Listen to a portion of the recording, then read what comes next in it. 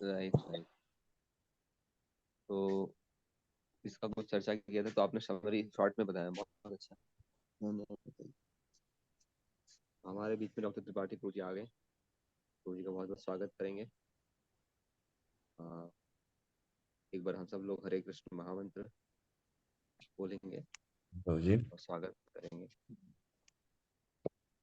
हरे हरे कृष्णा कृष्णा कृष्ण हरे हरे, हरे Ram Ram Ram Ram Hare Hare. Hare Hare. Welcome Tripathi प्रभु जी। हरे कृष्ण प्रभु जी, दंडवत प्रणाम। आपके लिए भी खूबी। तो सभी लोग सुनिए का ध्यान से, और और चाहे तो नोट भी बना सकते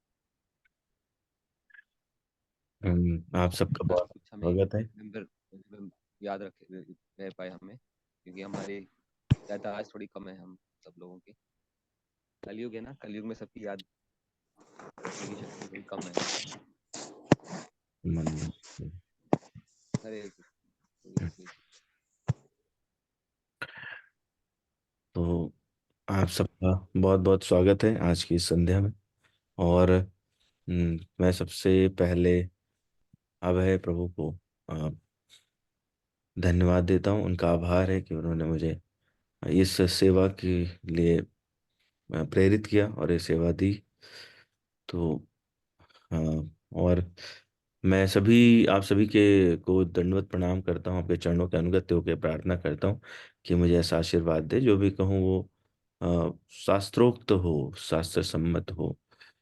और मैं साथ साथ समस्त पूर्व आचार्यों को, गुरु परंपरा को प्रणाम निवेदित करता हूँ और उनसे आशीर्वाद मांगता हूँ कि जो भी कहूँ वो उनके अनुगत्य होकर कहूँ, उनके ही शब्द होंगे, प्रयास यही रहेगा। तो आइए हम लोग प्रारंभ करते हैं और सबसे पहले प्रार्थना मंगलाचरण कर लेते हैं, उसके बाद फिर आगे बढ़ेंगे। ओम नमो भगवते वासुदेवाय। ओम नमो भगवते वासुदेवाय। ओम नमो भगवते वासुदेवाय। ओम अज्ञानतिमिरान्धस्य ज्ञानाञ्जनशलाकया चक्षुरुन्मीलितं येन तस्मै श्रीगुरुवे नमः। श्रीचैतन्यमनोभीष्टं स्थापितं येन भूतले स्वयं रूपा कदा मह्यं ददाति स्वपदान्तिकम्। वन्देऽहं श्रीगुरोः श्रीयुतपदकमलं श्रीगुरून् वैष्णवांश श्रीरूपं साग्रजातं सहगण रघुनाथान्वितं तं सजीवम् साद्वैतं सावधूतं परिजनसहितं कृष्ण चैतन्य देवं श्रीराधा कृष्ण पादान् सहगण ललिता श्री विशाखान्वितांश। हे कृष्ण करुणा सिंधु दीनबंधु जगतपते गोपेश गोपिका कांत राधा कांत नमोस्तुते। तप्त कांचन गौरांगी राधा राधे वृंदावनेश्वरी वृषभानुसुते देवी प्रणमामि हरिप्रिये। वाञ्छाकल्पतरुभ्यश्च कृपा सिन्धुभ्यैव च पतितानां पावनेभ्यो वैष्णवेभ्यो नमो नमः। नमः ओं विष्णुपादाय कृष्णपृष्ठाय भूतले श्रीमते भक्तिवेदांत स्वामिनीति नामिने। नमस्ते सरस्वती देवे गौरवाणी प्रचारिणे निर्विशेष शून्यवादी पाश्चात्य देश तारिणे। श्री कृष्ण चैतन्य प्रभु नित्यानंद श्री अद्वैत गदाधर श्रीवासादि गौर भक्त वृंद। हरे कृष्ण कृष्ण कृष्ण हरे हरे, हरे राम राम राम हरे हरे। आवाज कम। आवाज आ रही है मुझे? जी प्रभु जी आ रही है। अच्छा ठीक है। तो हम लोग जो है आज छठे अध्याय का और 43वां श्लोक डिस्कस करने जा रहे हैं। तो चलिए हम लोग प्रारंभ करते हैं। थोड़ा सा बैकग्राउंड वैसे तो लगातार ये चल रहा है अनुक्रम में, तो आप सबको भरपूर आइडिया है कि टॉपिक क्या चल रहा है, और वो आप लोग अच्छे से कर रहे हैं तो पता ही है सबको। बट फिर भी ये जो बंच है श्लोक्स का, वो 38 से स्टार्ट हो रहा है, जहां पर अर्जुन ने एक प्रश्न किया है। जब भगवान ने सब बता दिया है कि योग में कैसे बढ़ना है आगे, योगारूढ़ और योगारूढ़ की क्या स्थिति रहती है, और उसमें मन का क्या रहता है, कैसे समाधि बनानी है, इत्यादि इत्यादि। और भगवान ने थोड़ा लास्ट में 32 से 35 के बीच में भक्ति की तरफ भी बात की। तो अर्जुन के मन में एक प्रश्न उठा कि अगर मान लो कोई व्यक्ति इस मार्ग पे चला, योग के मार्ग पे चला, और वो किसी कारण असफल हुआ, तो क्या होगा। तो अर्जुन कहते हैं, अयति श्रद्धयोपेतो तो योगा चलित मानसा अप्राप योग संसिद्धिम का गतिम कृष्ण गच्छति। जो असफल योगी है, जिसने प्रारंभ में श्रद्धा पूर्वक आत्म साक्षात्कार की विधि ग्रहण की है, परंतु बाद में वो भौतिकता के कारण, संसार के कारण विचलित हो जाता है और योग सिद्धि को नहीं प्राप्त कर पाता, तो उसके क्या हालात होते हैं, क्या वो ऐसा तो नहीं कि बादल की तरह छिन्न भिन्न हो जाता है। कंचनो भया विभ्रष्ट छिन्ना भ्रम नश्यति अप्रतिष्ठो महाबाहो विमूढ़ो ब्रह्मणा पति। और उसके लिए किसी भी लोक में कोई स्थान नहीं रहता, न यहाँ के रहे न वहां के रहे तो भगवान जो है वो कहते हैं कि इस भगवान से प्रार्थना करते हैं अर्जुन कि मेरा ये जो संशय है वो इतना भयानक संदेह है कि कोई और नहीं इसको दूर कर सकता। आप ही इसमें सक्षम है, आप ही दूर कर सकते हैं। एतन्मे संशयम कृष्ण छेतुम अर्हस्य शेषता तो धन्या संशयस्य छेता न ह्युपपद्यते। तो भगवान संदेह को दूर करने के लिए अब ये जो जिस अनुक्रम में हम लोग बात करने वाले हैं, ये इस श्लोक की बात करते हैं। भगवान कहते हैं, श्री भगवान वाच पार्थ नैवेह नामुत्र विषा विनाशस्तस्य विद्यते न हि कल्याण कृत कश्चित दुर्गतिम तात गच्छति। हे प्रथापुत्र, कल्याणकारों में निरत योगी का ना तो इस लोक में और ना परलोक में ही विनाश होता है। हे मित्र, भलाई करने वाला कभी बुराई से पराजित नहीं होता। फिर आगे भगवान बताते हैं कि अब इसमें पूरी उन्होंने बताया कि योग में जो लोग आगे बढ़ रहे हैं वो प्रारंभिक अवस्था में मैंने कहते हैं योगा रुरुक्ष, और बाद में फिर वो योगा रूढ़ हो जाते हैं, जो फाइनल स्टेज है, जो समाधि की स्टेज है। तो बीच में ही होगा किसी का, अगर डाउनफॉल होगा तो बीच में होगा, या वो असफल रह गया किसी कारण से पथ भ्रष्ट हो गया है, तो वो भगवान जो है बताते हैं कि अ, ऐसे लोग कहाँ कहाँ जा सकते हैं। भगवान कहते हैं, प्राप्य पुण्य कृताम लोकानुषित्वा शाश्वती समा शुचीनाम श्रीमताम गेहे योग भ्रष्टो अभिजायते। असफल योगी पवित्र आत्माओं के लोकों में अनेकानेक वर्षों तक भोग करने के बाद या तो सदाचारी पुरुषों के परिवार में या कि धनवानों के कुलों में जन्म लेता है। फिर कहते हैं, अथवा योगिनामेव कुले भवति धीमताम एतद्धि दुर्लभतरम लोके जन्म यदि दृशम। अथवा यदि दीर्घ काल तक योग करने के बाद असफल रहे तो वह ऐसे योगियों के कुल में जन्म लेता है जो अति बुद्धिमान है। निश्चय ही संसार में ऐसा जन्म दुर्लभ है। तो जो बड़े मुश्किल से जिस प्रकार का जन्म मिलता है, एक तो मनुष्य योनि और मनुष्य में भी इस प्रकार के परिवार, तो उनमें उस व्यक्ति का जन्म हो जाता है।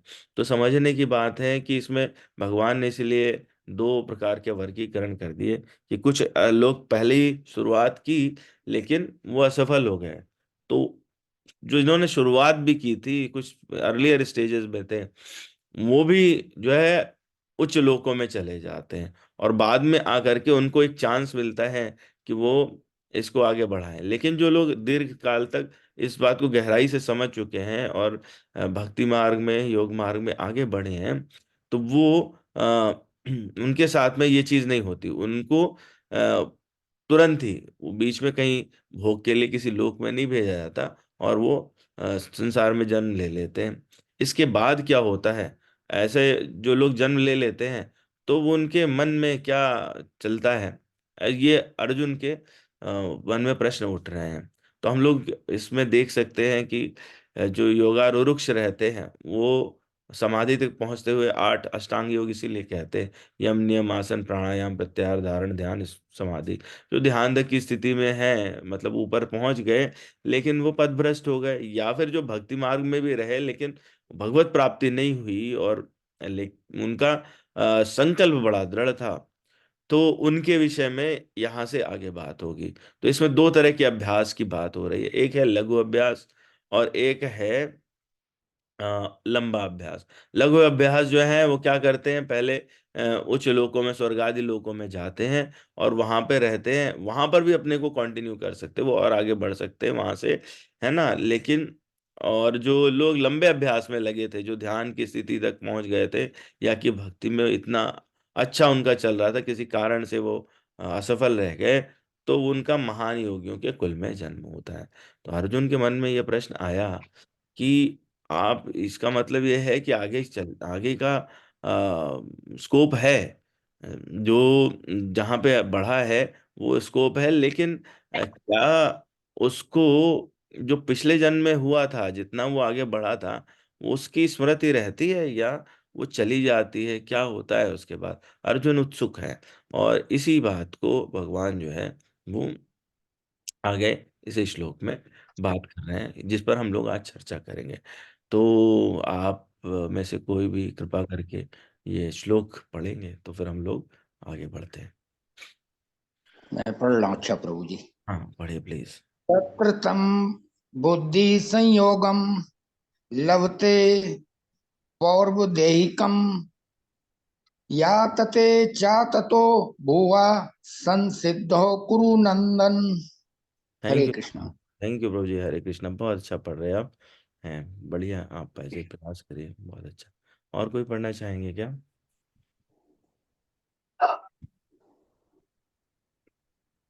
हरे कृष्ण प्रभु जी। हरे कृष्णा जी। जी।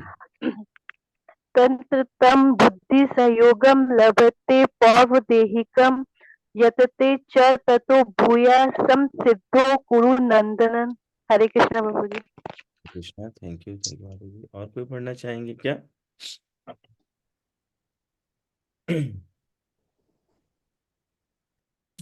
हरे कृष्ण प्रभु जी। हरे कृष्ण प्रभु जी। तत्र तम बुद्धि संयोगम लभते पौर्व देहिकम यत्ते चा ततो भूया संसिद्धो कुरु नंदन। थैंक यू प्रभु जी, बहुत बढ़िया, थैंक यू। और कोई ट्राई करना चाहते हैं?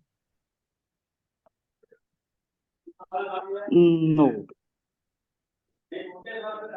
ओके, तो चलिए। तत्र तं बुद्धि संयोगम लभते पौर्वदेहिकम यत ते तेरा चातुर्या बहुत बढ़िया। संसिद्धौ कुरु नंदन। ले जाने देंगे। कोई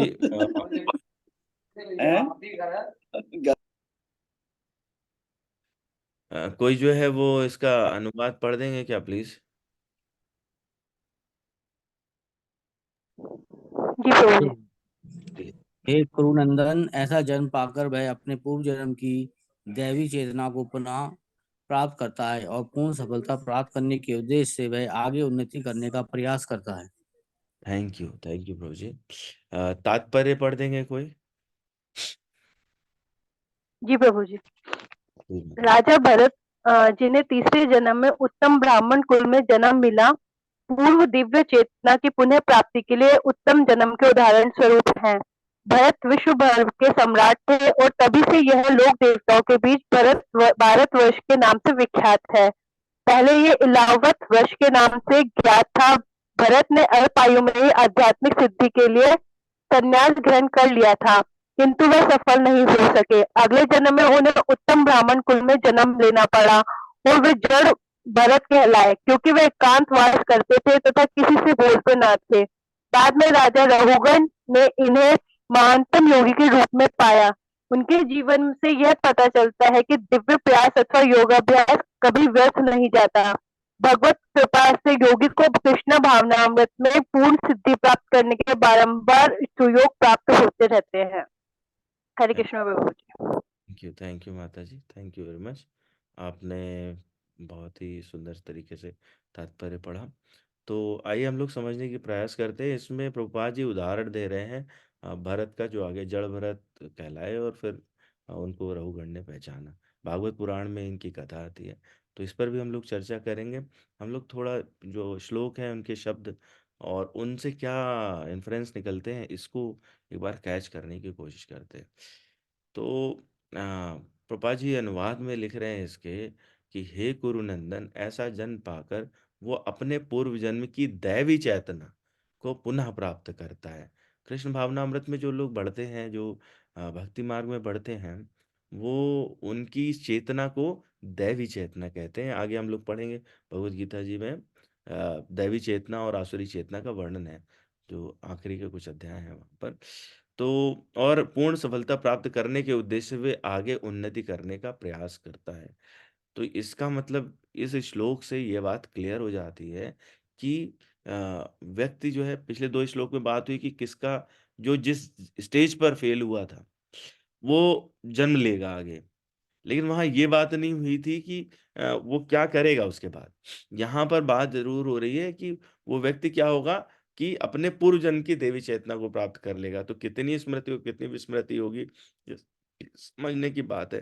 तो पिछले श्लोक में जो भगवान कृष्ण ने क्या कहा, योग भ्रष्ट पुरुष यदि शुद्ध भक्तों के कुल में जन्म लेता है तो वह उसके लिए बहुत ही सौभाग्य की बात है। तो अर्जुन ऐसे सोचने लगे कि अगर कोई योग भ्रष्ट पुरुष जो है शुद्ध भक्तों के परिवार में जन्म लेता है तो क्या सभी बातें याद कर लेता है या केवल आध्यात्मिक प्रेरणा ही उत्पन्न होती है? तो भगवान इसी शंका के निराकरण के लिए ये वाला श्लोक पर बात कर रहे हैं। ये वाला श्लोक भगवान ने कहा, तो वहां से क्या होता है कि भगवान कह रहे तत्र तम बुद्धि संयोगम लभते पौर्वदेहिकम। तत्र तम बुद्धि संयोगम, तत्र मतलब वहां, तम मतलब उस, बुद्धि संयोगम कौन सी बुद्धि? जो आध्यात्मिक बुद्धि है, उसको उसका संयोग हो जाता है। मतलब इस जन्म की बुद्धि का पुराने जन्म की, इस जन्म की आध्यात्मिक बुद्धि का पुराने जन्म की बुद्धि से जुड़ाव हो जाता है, संयोग हो जाता है। और उससे क्या होता है? लभते, लाभ प्राप्त करता है। पौर्वदेहिकम, पूर्व देह में जो उसने काम किया था, अध्यात्म में जितना बढ़ा था उससे आगे बढ़ने लगता है। ऐसा क्यों? ऐसा इसलिए क्योंकि भगवान, जब आप 10वां अध्याय पढ़ेंगे तो वहां पर 10वें अध्याय के 10वें श्लोक में भगवान ने इस बात को और पुष्ट किया। वो कहते हैं तेषां सतत युक्तानां भजतां प्रीतिपूर्वकं ददामि बुद्ध योगम तम येन मामुपयान्ति ते। जो भगवान कृष्ण के भक्तों के साथ मिलकर भगवान कृष्ण के विषय में सुनते और सुनाते रहते, उनके हृदय में श्री कृष्ण बुद्धि का ऐसा योग प्रदान करते ताकि वो भगवान के निकट आ सके। और जब भगवान के निकट आने की बुद्धि मिल गई एक जन्म में, जो कि जिसका दूसरा नाम कृष्ण भावना अमृत है, तो वो क्या करेगा कि पिछले जन्म की बुद्धि को लेकर के, कौन सी बुद्धि? कृष्ण भावना अमृत वाली बुद्धि, आध्यात्मिक बुद्धि, बाकी चीजें नहीं, लेकिन ये इसको लेकर के वो आगे के जन्म में यहीं से प्रोसीड कर जाता है। तो जब उसको दूसरे, अब ये पिछले श्लोक में भगवान ने कहा कि शुद्ध भक्तों के घर में जन्म लेता है और वहां भगवान के विषय में सुनता सुनाता है, तो क्या होगा कि उसको वैसा एनवायरमेंट में मिलेगा। भगवान जो है वो स्मृति और विस्मृति भी देते हैं, इसकी भी भगवान ने पुष्टि की है 15.15 में। 10.10 में भगवान ने कहा कि जो मिलकर के भक्तों के साथ में रह के कीर्तन करे, मेरे विषय में सुने, तो मैं उसको ऐसी बुद्धि दूंगा जो मेरे निकट आ सके। और फिर भगवान ने 15वें अध्याय में 15th श्लोक में कहा कि मैं सबके हृदय में विराजमान हूं और मुझसे ही स्मृति ज्ञान और विस्मृति आती है। सर्वस्य चाहम हृदय सन्निविष्टो मत्ता स्मृति ज्ञानम अपोहनम च वेद सर्वे अहमेव वेदो वेदांत कृत देव विद्वेद चाहम। मैं सबके हृदय में विराजमान हूँ, मुझसे ही स्मृति ज्ञान और स्मृति आती, समस्त वेदों द्वारा मुझे जाना जाता है। वास्तव में मैं ही वेदों का संकलन करता, वेदांत वेदों का ज्ञाता हूँ। तो इसमें भगवान ने पुष्टि की कि मैं जो है वो स्मृति भी देता हूँ, मैं ज्ञान भी देता हूँ, मैं विस्मृति भी देता हूँ। तो भगवान यहाँ पर सिलेक्टिव हो जाते हैं कि जब आपका जन्म दूसरा होगा, असफल होने के बाद किसी योगी का जन्म दूसरा होगा, जो भक्ति मार्ग में आगे बढ़ रहा है उसका दूसरा जन्म हुआ, तो उसको बुद्धि संयोगम, पुराने जन्म की जो उसकी भक्ति वाली बुद्धि है, जितना भक्ति से उसको संस्कार मिले थे वो उनको लेकर के आगे चल देता है। और बुद्धि संयोग होने के कारण वो ऐसी स्टेज पर था, ये वो वाले कौन से जो लंबे दीर्घ काल तक जिन्होंने साधना की थी, जिन्होंने भक्ति भावनामृत में थे, तो वो उनको स्वर्ग आदि लोगों में फिर नहीं जाना पड़ता, वो सीधे योगियों के कुल में जन्म लेते हैं, वो किसी उच्च भक्त के यहाँ जन्म लेते हैं। और उन्हें वहां पर क्या है, पूर्व जन्म की पहले से ही सारी ये बुद्धि का संयोग हो गया। और अब क्या होगा कि आस पास में इन्वायरमेंट भी मिल गया, तो ये बिल्कुल उनके लिए कैसा होता है, वैसा होता है जैसे कि आप किसी रास्ते पे जा रहे थे और आप जब चलते चलते कहीं पर सो गए, पर जब सो के उठेंगे तो आप देखोगे कि हमने तो इतना रास्ता तय कर लिया था, अब इसके आगे जाना है। बिल्कुल वैसी स्टेज होती है। तो वो भटक भी सकता है, लेकिन भटकने के बाद उसको ऐसा इन्वायरमेंट और ऐसा जन मिल जाता है कि वहां से वो अपनी यात्रा को आगे बढ़ा सके। इसीलिए द जर्नी इट कंटिन्यूज। लेकिन उसे पिछले जन्म का पूरा वृत्तांत नहीं याद होता। भगवान सेलेक्टिव हो जाते हैं, भगवान जो है उसको वो स्मृति देते हैं जो उसकी भक्ति को आगे बढ़ा सके। वो स्मृति भी नहीं कहूंगा, वो कहें वो संस्कार बने रहते जिनके कारण स्वतः आकर्षण उत्पन्न होने लगता। अगले श्लोक में इस बात की चर्चा है। तो जो बुद्धि का संयोग है, इसीलिए भगवान कह रहे हैं तत्र तम बुद्धि संयोगम लभते पौर्वदेहिकम। और प्रभुपाद जी इसीलिए उस बुद्धि संयोग को क्या कह रहे हैं कि दैवीय चेतना, पिछले जन्म की वो दैवीय चेतना है। तो वो दैवीय चेतना जो है पिछले जन्म वाली, वो प्राप्त हो जाती है।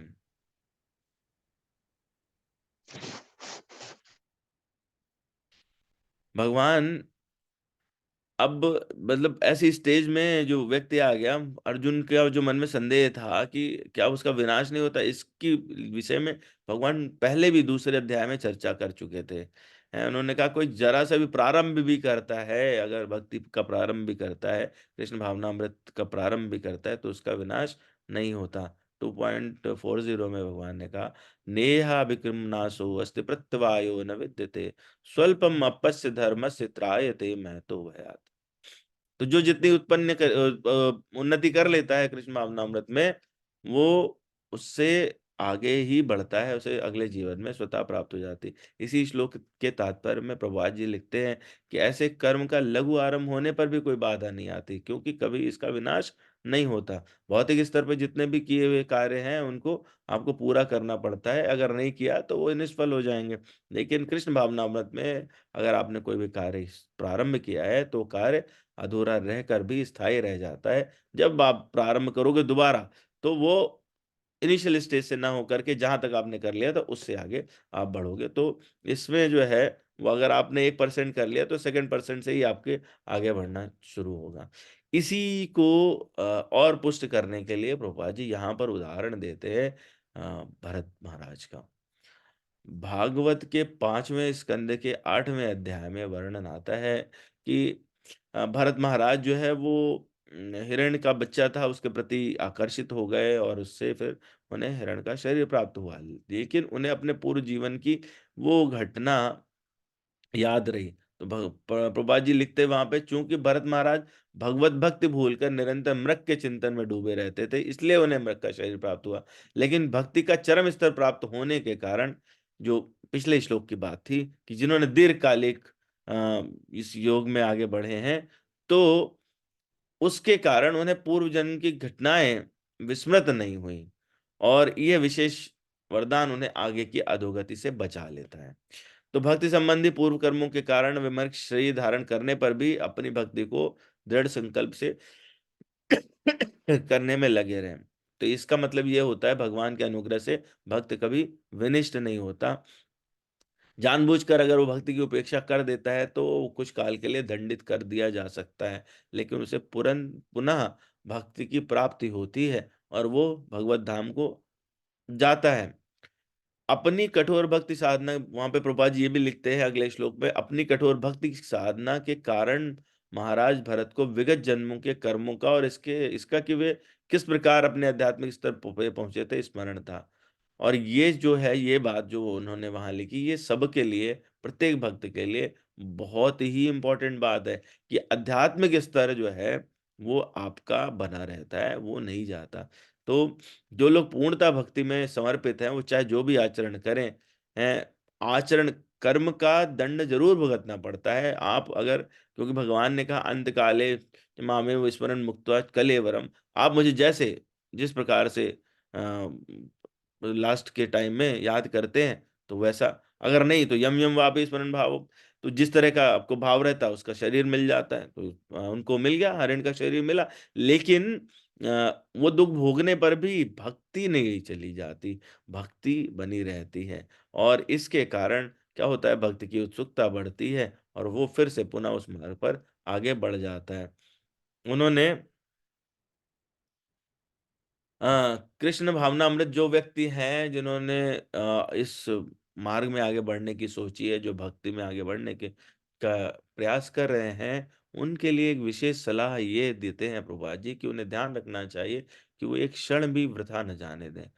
कोई क्षण भी ऐसा नहीं हो जो भगवान के संकीर्तन या उनके कार्यकलापों के स्मरण के बिना बीते, क्योंकि अगर बीतेगा तो उसके कहीं न कहीं संस्कार स्फुरणाएँ मन में उत्पन्न होने लगती हैं और वो सतर्कता से हटने के कारण डाउनफॉल होने के चांसेस बनते हैं।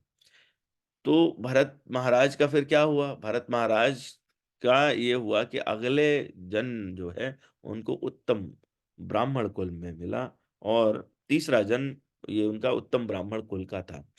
पूर्व जन्म की दिव्य चेतना उनके पास थी और फिर वो उन्होंने जिस कुल में उन्होंने जन्म लिया वो अंगिरा गोत्र के ब्राह्मण थे और वो समस्त गुणों से संपन्न थे। वो मन और इंद्रियों को वश में करने वाले थे, महान पंडित थे, सदा सदा समाधि में रहते थे। तो उनको भरत को उस ब्राह्मण शरीर में एकदम अनुकूल वातावरण मिला और इससे फिर वो आगे बढ़े और फिर उन्होंने अपना कल्याण कर लिया।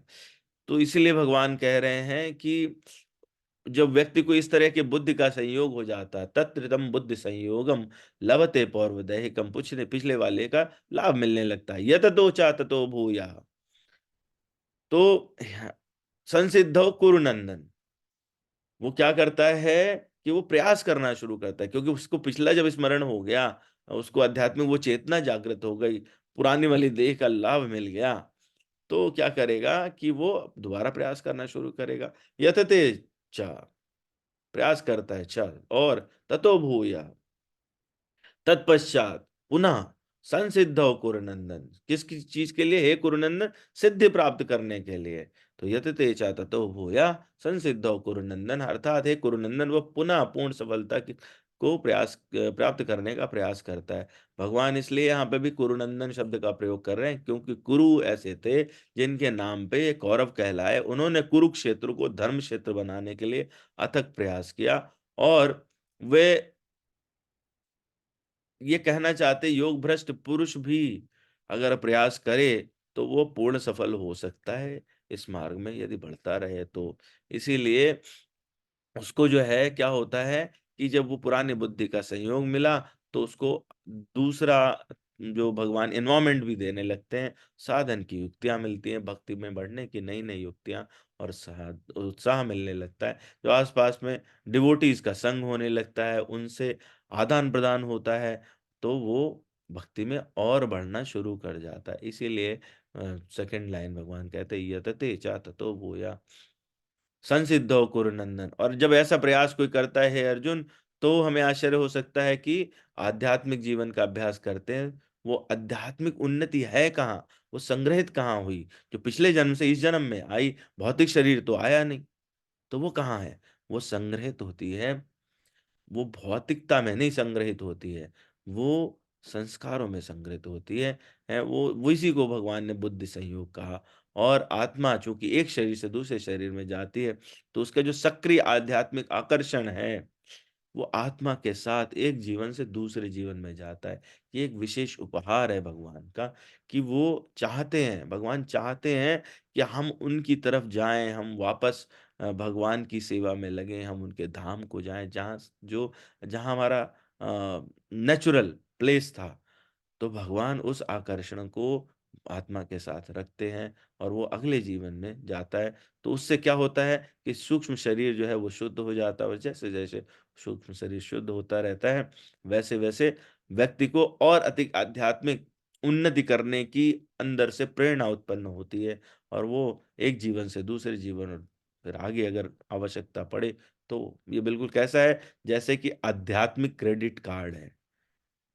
वो इस कार्ड में संग्रहित है, आत्मा के साथ संग्रहित है और आगे जो है वो उसको इसी से तत्र तम बुद्धि संयोगम लभते पौर्वदेहिकम। तो आदमी को बिल्कुल एकदम ईमानदारी से प्रयास करने चाहिए। जितना प्रयास करेंगे, जितनी निष्ठापूर्वक करेंगे हैं, इसमें जो पूर्ण सफलता करने की बात, संसिद्ध करने की बात भगवान कह रहे हैं, यतते चा ततो भूया संसिद्धो कुरु नंदन।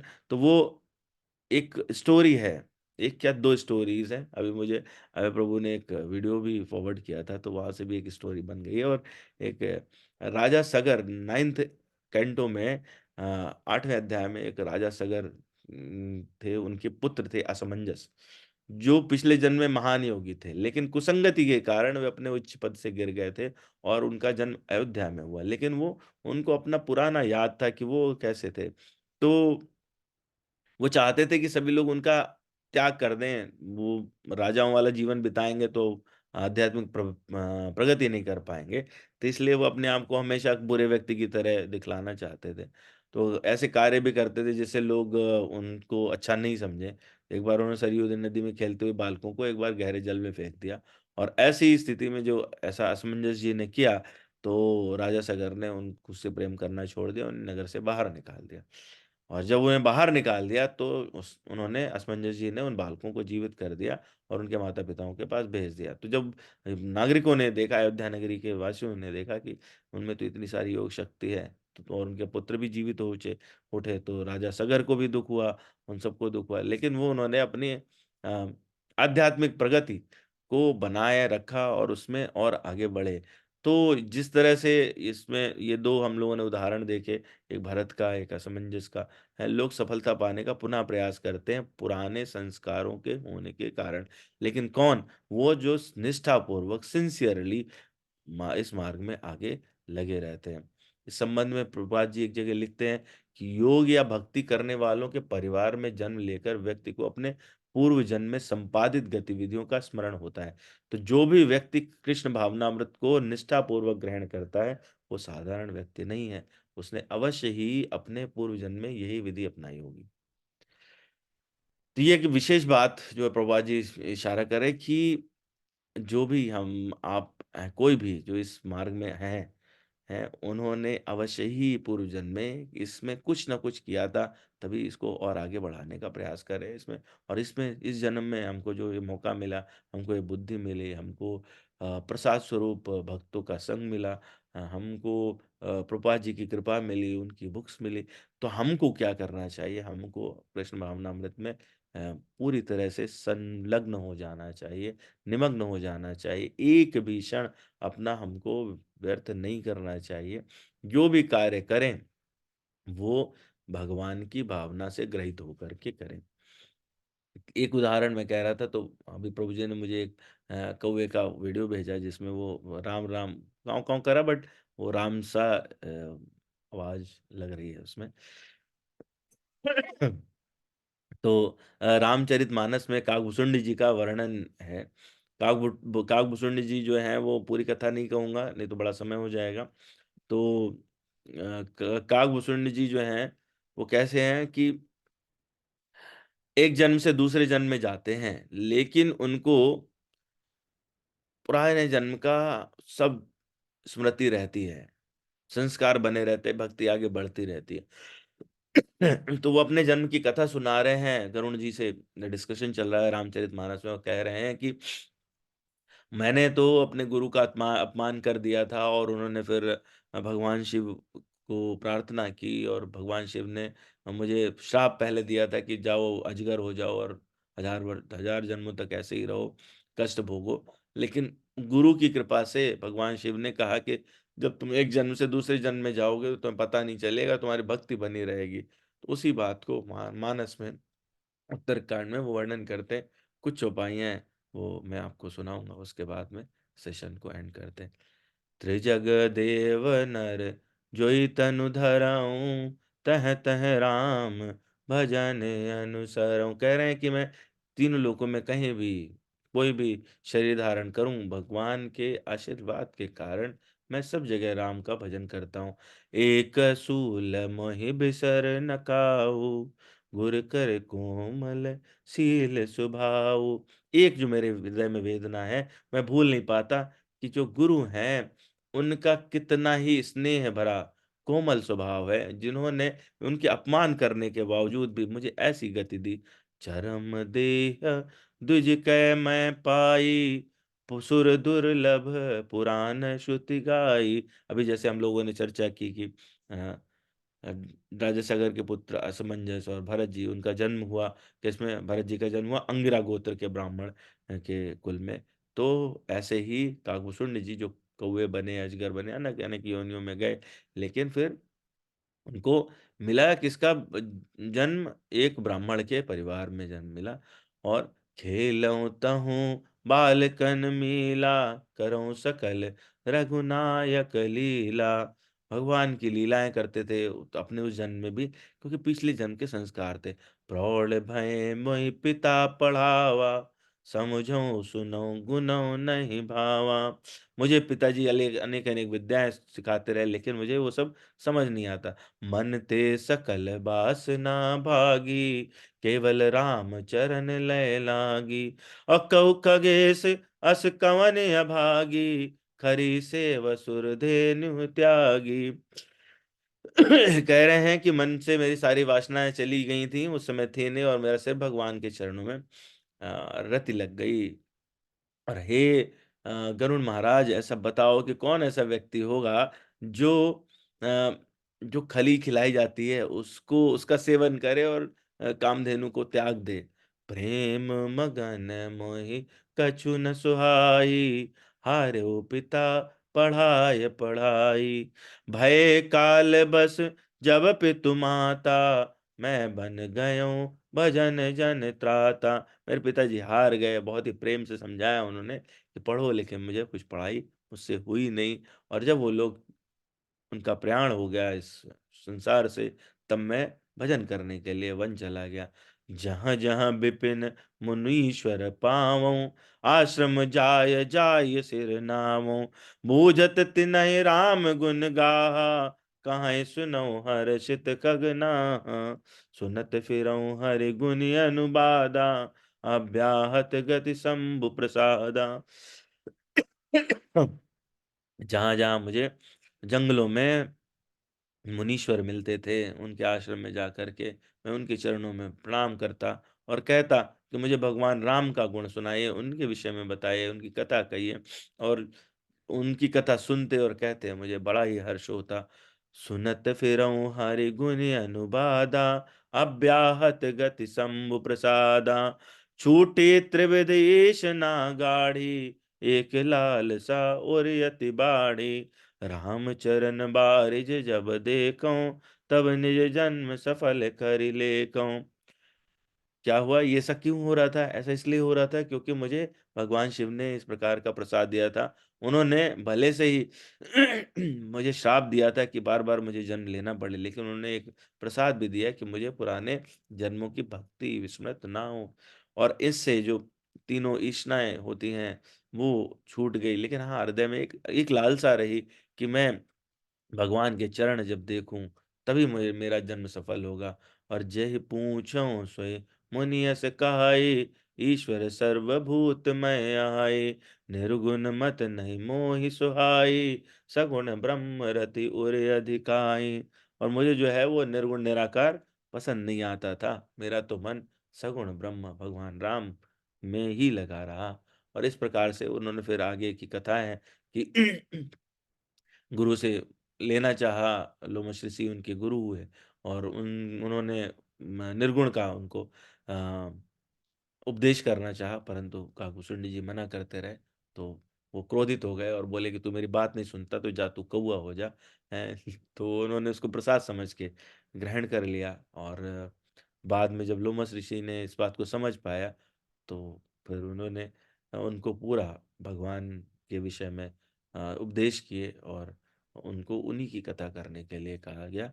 तो काकभूषुंडी जी वो कथा जो है सुमेरु पर्वत पर सुनाते रहते हैं और वहां पर गरुण जी उनसे अपनी शंका प्रकट करते हुए पहुंचे और ये कथा उनके बीच में चलती रही। तो इस प्रकार से हम लोग देख सकते हैं कि भगवत कृपा होने से भगवान ने जो हम लोगों को प्रॉमिस किया है भगवत गीता के 10वें अध्याय के 10वें श्लोक में और 15वें अध्याय के 15वें श्लोक में, उसके आधार पर हम लोग ये समझ सकते हैं कि जो इस श्लोक में चर्चा हो रही है कि अगर भक्ति मार्ग में आगे बढ़ेंगे और किसी कारण से विफल हो जाते हैं, ये मार्ग छूट जाता है, किसी कारण से ऐसा होता है कि हम लोग मान लो नहीं पूरा कर पा रहे हैं इस जन्म में, तो अगले जन्म में इसमें आगे बढ़ा जा सकता है, उसी स्थान से आगे बढ़ा जा सकता है जहाँ से हमने प्रारंभ किया था। इसीलिए हम्म, आप सभी से प्रार्थना है, निवेदन है कि मुझे भी ऐसा आशीर्वाद दें कि मेरी भक्ति में निष्ठा बढ़े, भगवान के चरणों में अनुराग बढ़े और भक्तों के प्रति कोई अपराध ना हो। यही आप सबसे प्रार्थना है। हरे कृष्ण।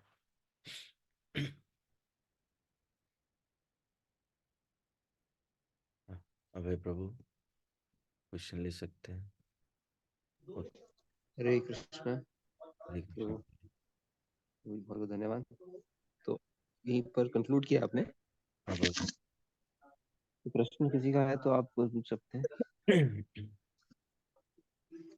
किसी का कोई प्रश्न हो तो पूछ सकते हैं या कोई कुछ बोलना भी चाहते हैं बता सकते हैं। जैसा उनको लगा, क्या उनको कुछ जिज्ञासा है, कोई बताना चाहते हैं।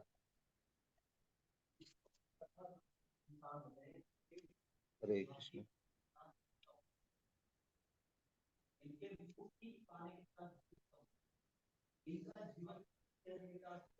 कोई कुछ कहना चाहते हैं तो हम लोग कोई त्रुटि सुधार है किसी प्रकार से।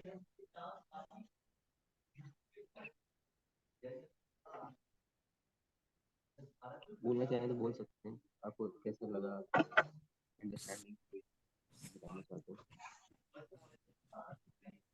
हरे कृष्णा प्रभु जी। हरे कृष्ण जी। प्रभु जी मुझे ये अच्छा लगा कि जानकर कि हम जहाँ से भक्ति छोड़ेंगे अगले जन्म में हमें जो है वहीं से ही भक्ति प्राप्त हो जाएगी। तो ये चीज बड़ी अच्छी लगी कि हमारी जो भक्ति है वो नील नहीं होगी। अगर किसी ने खूब ज्ञान प्राप्त करा है, कोई पीएचडी करा हुआ है और उसकी मृत्यु हो जाती है, तो अगले जन्म में उसको फिर दोबारा से वो सब कुछ प्राप्त करना पड़ेगा। तो वैसे ही जो है, लेकिन भक्ति में क्या है कि भक्ति में हमें जो है जहाँ से हमने छोड़ी है वहीं से हमें 10% करिए तो हमें 11% से स्टार्टिंग होगी। तो ये बहुत बढ़िया लगा और भक्ति में आगे बढ़ना चाहिए। बहुत अच्छा सेशन रहा और बहुत कुछ सीखने को मिला। थैंक यू प्रभु। धन्यवाद। पर भक्ति छोड़नी क्यों है, क्यों छूटेगी? हम्म, किसी कारण से शरीर छूटे तो भक्ति सही में ठीक है। हाँ उस स्टेज से प्रोग्रेस कर सकते हैं। भक्ति छोड़नी नहीं है। नरेंद्र जी ने बिल्कुल। बता रखा है जी। हाँ जी, अपने आप से नहीं छोड़नी है। वो तो कोई जी प्रभु जी। हम पूरा नहीं कर पाए वो अलग बात है, हमें प्रयास पूरा करना है। जी ऐसा नहीं कि किसी दिन मन नहीं कर रहा आज छोड़ देते, अगले दिन पूरी हो जाएगी। जी आज के बिल्कुल। जन्म में तो पूरी हो जाएगी, अगले दिन भी पूरा कर लेंगे। हम्म, जानबूझ के ऐसा नहीं करना चाहिए। नहीं जानबूझ के नहीं, अगर जैसे किसी की मृत्यु हो जाती है, भक्त साथ है लेकिन हाँ मृत्यु हो जाती है, तो right। उसकी भक्ति जो है नील नहीं होगी। वो भक्ति उसकी वहीं से प्रारंभ हो जाएगी जहाँ उसने छोड़ी थी। मेरा कहना का तात्पर्य है। जी जी। हाँ समझ गए आपकी बात को। जी लेकिन ये एक मैसेज आ रहा है सबके लिए, हम सबके लिए। जी। हमें जानबूझ के कभी नहीं छोड़ना चाहिए। हम्म, तो बात बिल्कुल ठीक है आपकी। धन्यवाद। Thank Hare Krishna. Hmm. You. एक ऐसा भाई। नरेंद्र जी ने हाथ रेज किया हुआ है, प्लीज आप नरेंद्र जी हाँ बोल सकते हैं। कृष्ण प्रभु जी, धन्यवाद, प्रणाम। हरे कृष्ण प्रभु जी, दंड प्रणाम। प्रभु जी, ये बहुत अच्छा लगा, जैसे कि ये आप, ये तो पता है ये आप लोगों के द्वारा हमें कि प्लस जो पूर्व जन्म का जो कर्म होते हैं भक्ति को अध्यात्म में बढ़ावा मिलता है। बट आपने जिस हिसाब से बताया वो प्लस पॉइंट प्लस होता है, ये बहुत अच्छा लगा सुन के, क्योंकि कई बार सुना है और जाना है, बट जो आपने आज जिस हिसाब से बताया तो उससे बहुत पॉजिटिव, मतलब प्लस प्लस प्लस कई बार प्लस हो गया प्रभु जी, क्योंकि आपकी बताने की शैली और गुणवत्ता से मतलब ये एकदम मतलब कंफर्म हो गया है। प्लस प्रभु जी, मैं यहाँ पर ये जानना चाहता हूँ, सॉरी अगर कुछ हटके हो तो, कि जैसे हमारी चेतना विस्मृति सब भगवान करते हैं, हमारे साथ जो भी हो रहा है भगवान करते हैं, एवरीथिंग गॉड, हर चीज में, हर चीज में। प्रभु जी, अगर सब चीज हर चीज भगवान कर रहे हैं तो हम क्या कर रहे हैं प्रभु जी? एक जीव क्या कर रहा है, हम कर क्या रहे हैं? सब भगवान कर रहे हैं, एवरीथिंग, एवरीथिंग। आप शायद मुस्कुरा रहे हैं, आप समझ गए, तो प्रभु हम क्या कर रहे हैं ये मैं जानना चाह रहा हूँ प्रभु जी। बहुत बार जानना चाहा, लेकिन प्लीज। हम्म, अभय प्रभु जवाब देंगे क्या?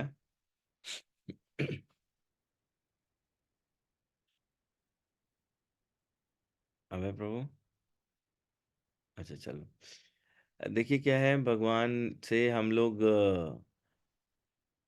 अलग हुए। अलग होने का कारण यही है कि हमारी भोग की इच्छा थी। तो भगवान ने हमेशा से फ्री विल दिया हुआ है कि आपकी जो इच्छा है वो भगवान उसको ऑनर करते हैं, और वो उसी के हिसाब से आपके कर्म बनते हैं। तो जो हमारे अंदर इच्छा या स्फुरना जो मन में आती है, और उसको फिर हम लोग, ये हम लोग पढ़ चुके हैं इसी इसी अध्याय में, इसके पिछले अध्याय में भी, और आगे भी इस संबंध में बहुत चर्चा है कि वो स्फुरना ही आपकी संकल्प बन जाती है, संकल्प प्रधान हो जाती है। जो आपने सोच लिया मुझे तो ये पाना है, वो आपके कर्म बन जाते हैं। तो वो चक्र चलता रहता है। इसीलिए कहा जाता है कि आप जो भी करो हैं, तो वो आप अपनी इच्छा से नहीं, वो भगवान की इच्छा से करो। जो करें तो हम ये देखें उसमें कि ये हमारी भक्ति को बढ़ाएगा या नहीं बढ़ाएगा, और उस पर विचार करें, क्योंकि भगवान ने विचार करने की जो क्षमता है वो आपको दे रखी, उसमें भगवान का कोई हस्तक्षेप नहीं रहता। वो आप जैसा सोचते हैं, जैसा विचार करते हैं, भगवान जो है, विशेष परिस्थितियों की बात अलग है, जहाँ पर भगवान को विशेष लीला करनी हो वहाँ एक अलग बात हो जाती है, लेकिन उन्होंने आपको फ्री विल दे रखा है, और उसके आधार पर ही आप अपने सारे कर्म खुद बना रहे हैं। इसीलिए इस फ्री विल को एकदम फ्रीली नहीं इस्तेमाल करना है। क्या ऐसे समझिए कि जैसे घर में हम छोटे बच्चों को कभी ला करके और कोई ऐसी चीज़ दे दें जो अच्छी तो है, लेकिन खतरनाक भी है। जैसे आजकल हम लोग देख रहे हैं ना, मोबाइल सब बच्चों के हाथ में थमा दिए जाते हैं।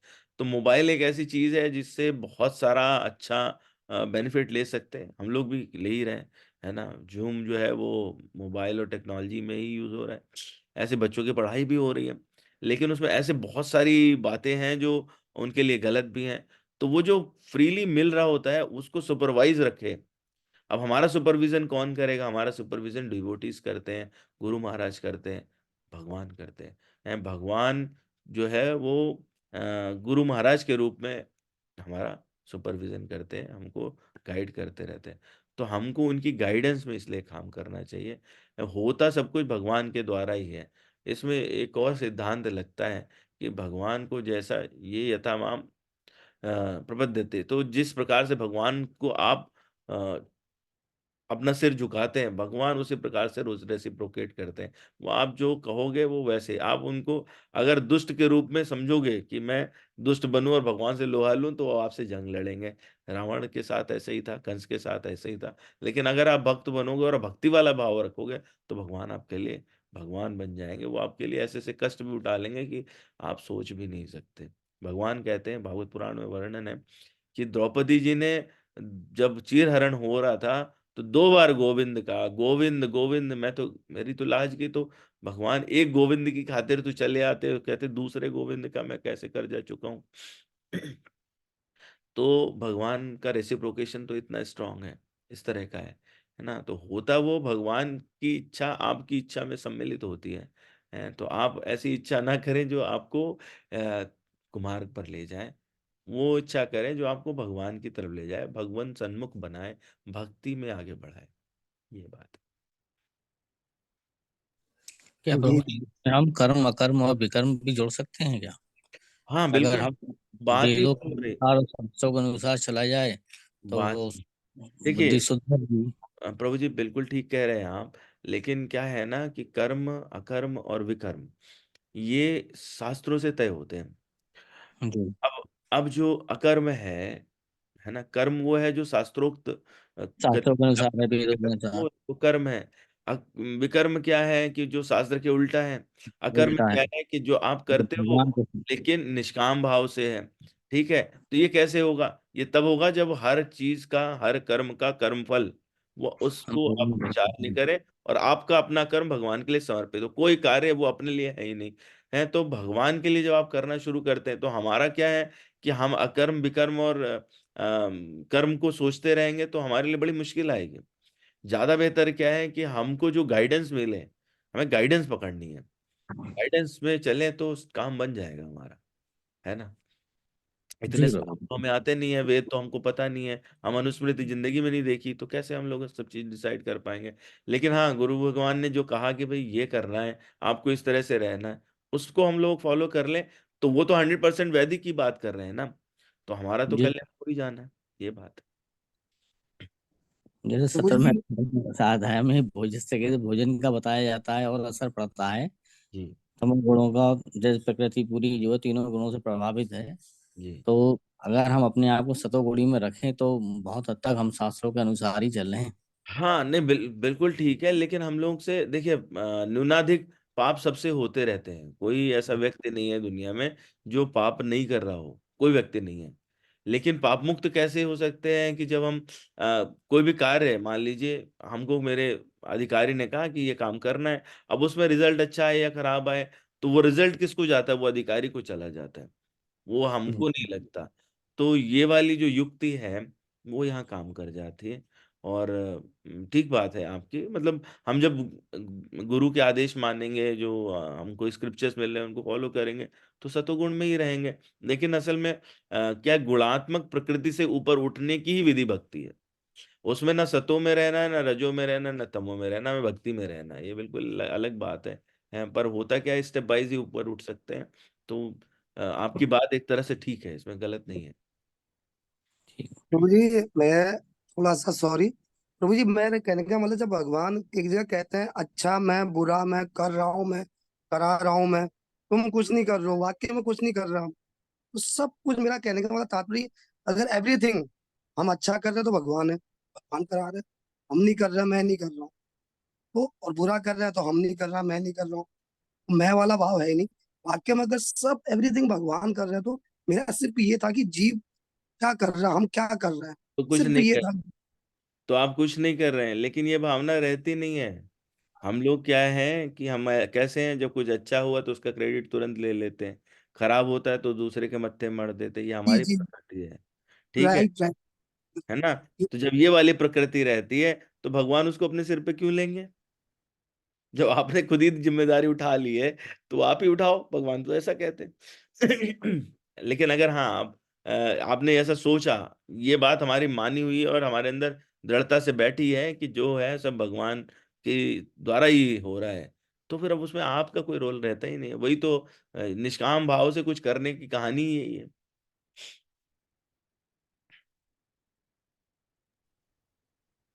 जी जी प्रभु हरे बिल्कुल कृष्णा। बिल्कुल बिल्कुल ये बात हकीकत है कि ये मान बहुत ही इंटरेस्टिंग टॉपिक है, बहुत कंफ्यूजन होता रहता है इसमें।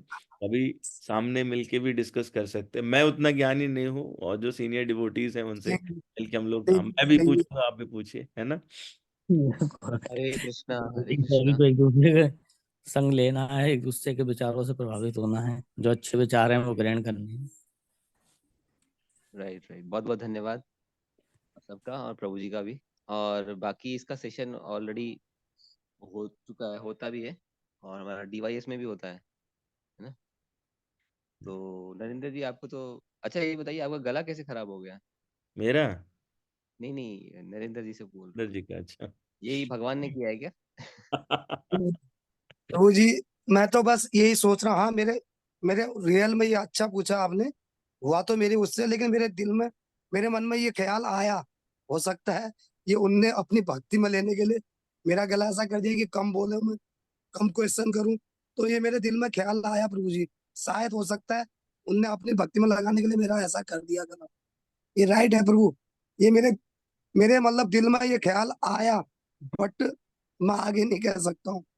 ये आपने नहीं पूछा, अच्छा पूछा, और मेरे को लगा भी, मेरे को लगा हो सकता है कि वो अपनी कुछ सेवा लेना चाह रहे हो। हाँ, वो टाइम हुआ है भक्ति में ऐसा। आगे बढ़ाने के लिए क्वेश्चन कम पूछे ऐसे तो नहीं है। नहीं, नहीं प्रभु जी, मैं एक्चुअली बात वो नहीं प्रभु जी, मतलब मैं वो आपको पता है ना प्रभु जी, वो जड़ तक, मतलब जड़ तक वाली बात है, किसी चीज को मतलब वो वाली बात है मेरे अंदर थोड़ा सा। तो ये चीजें, लेकिन हो सकता है भगवान में कोई पता नहीं मैं क्या, मेरे अंदर ख्याल आया, ये जो आप पूछ रहे हैं, ये मेरे अंदर ख्याल आया, पता नहीं प्रभु। ठीक है, धन्यवाद। तो आप सबका बहुत बहुत धन्यवाद, और विशेष रूप से त्रिपाठी प्रभु जी का भी बहुत बहुत धन्यवाद। उन्होंने अपना समय निकाला और इतना सुंदर तरीके से व्याख्या किया, है ना। तो एक बार हम लोग प्रभु जी के लिए हरे कृष्ण महामंत्र बोलेंगे, है ना। तो सब लोग मिलके बोल सकते हैं, हरे कृष्णा कृष्णा कृष्णा हरे हरे, हरे हरे, हरे हरे राम राम राम हरे राम राम, राम राम राम हरे हरे। हरे कृष्ण प्रभु। वांछा हरे कल्प कृष्ण। बहुत बहुत धन्यवाद। हरे कृष्ण। Thank you everybody.